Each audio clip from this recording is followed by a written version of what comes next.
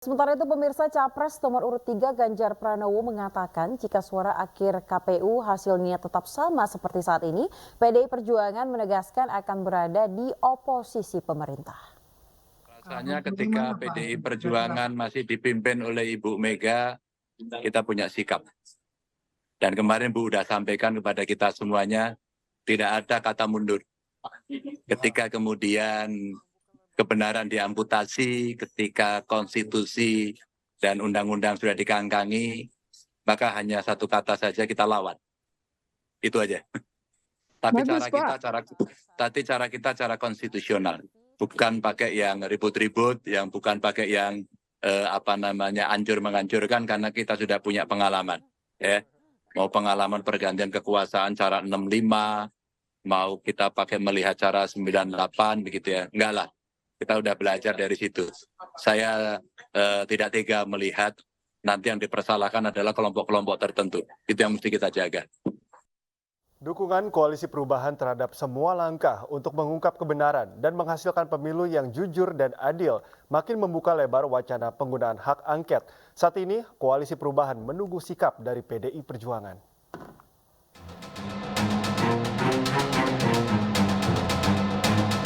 Koalisi Perubahan yang mengusung pasangan calon Presiden Anies Baswedan, Muhaimin Iskandar, mendukung jika memang ada niat baik untuk mengungkap kebenaran terkait laporan dugaan kecurangan dalam pemilu 2024 dengan cara hak angket. Saat ini mereka tinggal menunggu PDI Perjuangan. Akan menunggu apa yang dilakukan oleh PDI untuk mengajukan angket, ya. Kami sangat mendukung, sangat senang, ya. Kalau ada yang melangkah begitu, kita ada di belakangnya, kita siap, kita akan mengawal, kita akan cek sampai ke detail-detailnya, ya. Dan saya yakin pertemuan ini akan berlanjut. Berbagai masalah terjadi di pemilu 2024. Salah satu yang masih menjadi pertanyaan adalah penggunaan aplikasi Sirekap sebagai penghitungan suara. Dalam sebuah surat pernyataan, PDI Perjuangan menolak penghitungan suara dengan aplikasi Sirekap. Surat ini ditujukan ke Ketua KPU. Menyusul PDI Perjuangan, DPP Partai Keadilan Sejahtera, PKS, juga resmi melayangkan surat kepada KPU untuk meminta menghentikan Sirekap dalam penghitungan perolehan suara pemilu 2024. Politikus PDI Perjuangan Adian Apitupulu menegaskan hak angket merupakan pilihan konstitusi dan tidak boleh dilarang. Kesadaran setelah melihat temuan dugaan pelanggaran penyelenggaraan pemilu membuka peluang komunikasi hak angket akan berjalan. Artinya kesadaran ini mulai nampak di seluruh rakyat kita, pendukung 01 dan 03, di bawah kita sudah mulai komunikasi, kita sudah mulai ketemu. Hak angket sepertinya akan berjalan, dan itu adalah pilihan konstitusional. Hak angket itu adalah hak yang diberikan oleh konstitusi pada DPR, dan tidak boleh ada satu orang pun atau satu kekuatan pun yang melarang hak itu untuk digunakan oleh anggota DPR. Apapun kepentingannya, tidak boleh.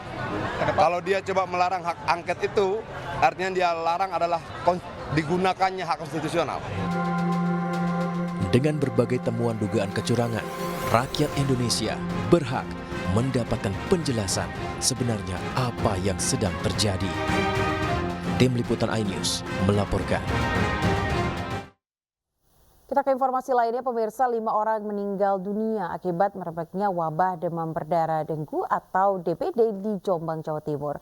Sementara ratusan pasien lainnya masih dirawat intensif di rumah sakit setempat.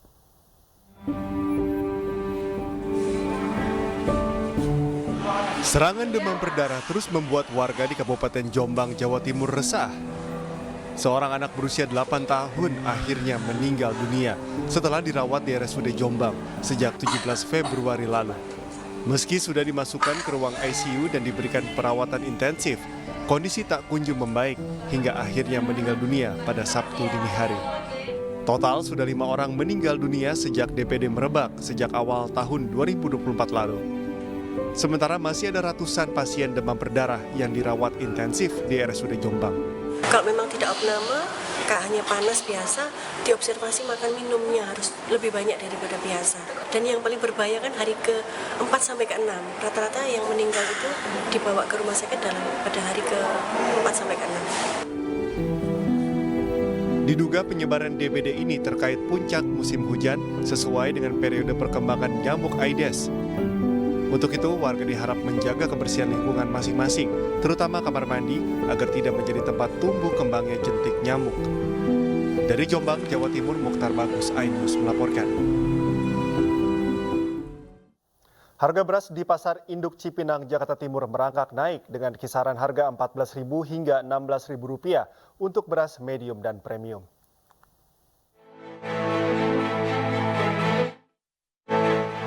Sejumlah harga komoditas beras merangkak naik di sejumlah wilayah di Indonesia termasuk di Pasar Induk Beras Cipinang, Jakarta Timur. Harga beras medium kini mencapai Rp15.000 per kilogram, sementara beras premium di harga Rp16.000 per kilogram.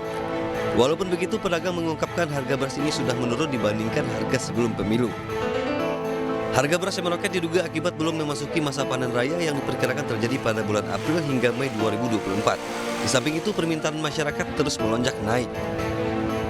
Ya harapannya sih pengen turun lagi harganya gitu kayak semula. Ya biar bisa seliter, saya kan jual literan gitu ya, biar bisa seliter 10.000 lah untuk. Kasihan soalnya di sana warga pada ngeluh gitu, harga mahal. Sekarang harganya turunan dikit. Turunan dikit, ya, tergolong tinggi ya dibandingkan harga normal. Ya. Gimana Bu antisipasinya?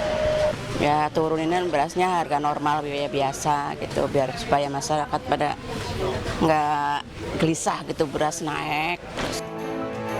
Dalam mengantisipasi harga beras yang belum stabil, pemerintah mengeluarkan pasokan beras bulog bersubsidi untuk dikonsumsi masyarakat.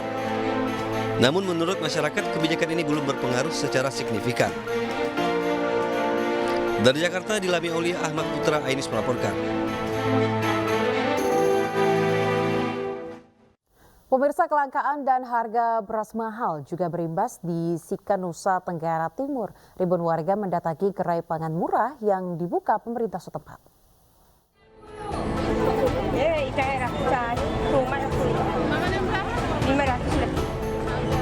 Imbas harga beras yang terus melonjak dan langka di pasaran, Pemkot Sika, Nusa Tenggara Timur membuka gerai pangan murah di halaman Sika Convention Center.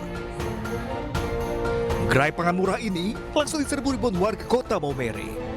Total, ada 1.000 kupon yang dibagikan dengan masing-masing warga dijatah maksimal 20 kg beras. 15 mahal ya? Mahal. Susah gak tidak cari beras, Mam? Susah. Makanya sekarang kita rebut. Mam mereka datang rebut ini? Iya. Ini murah ya dijual di sini? Murah, 57. Dapat murah ya? Kalau di pasar 5 kilo itu 75.000. 75. Di sini? Ini 5 kilo 57.000. 57. Lebih murah ya di sini ya? Dan susah sekarang cari beras? Dari bersama. Pihak Dinas Ketahanan Pangan menyebut harga beras di pasaran sudah mencapai Rp17.000 per kilogramnya. Karena itu, pihaknya menyediakan beras dengan harga Rp11.500 per kilogram. Hal ini dilakukan guna meningkatkan daya beli warga dan menekan inflasi daerah. Dari Sika, Nusa Tenggara Timur, Jeni Nura, iNews melaporkan.